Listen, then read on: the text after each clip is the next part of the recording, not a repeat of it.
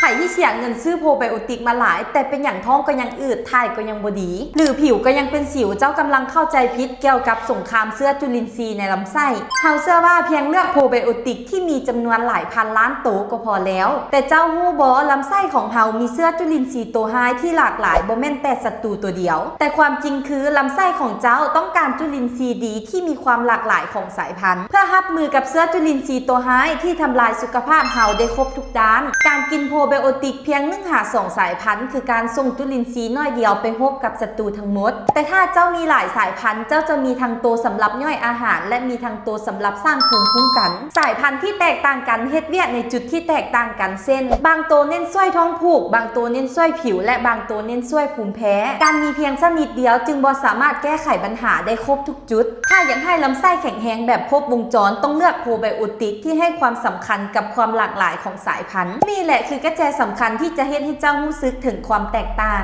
สรุปคือโปรไบโอติกบ่แม่นเพียงการนับจำนวนตัวแต่มันคือการสร้างความสมดุลและความหลากหลายในลำไส้ของเจ้า